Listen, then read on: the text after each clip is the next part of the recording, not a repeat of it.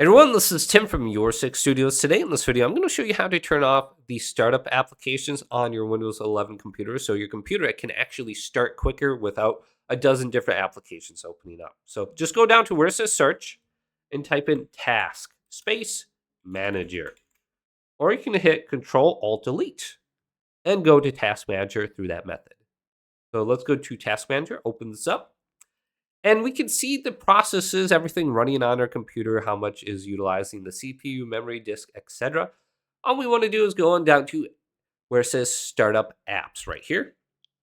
And then we can go to the status and click this and just get everything that's enabled on the top. So you can see I have 1, 2, 3, 4 different applications starting up with my computer. I have mobile devices, phone link, Steam, and Windows security notifications. So we can make this a little bit bigger so we can see exactly what that means. Just go to the application. So I usually like Steam starting up, but I can go to it and then click disable right here. And that will stop it from starting up with your computer. And I would go through this list and pretty much disable everything you possibly can. And you'll notice your computer is going to be running a lot smoother when it starts up.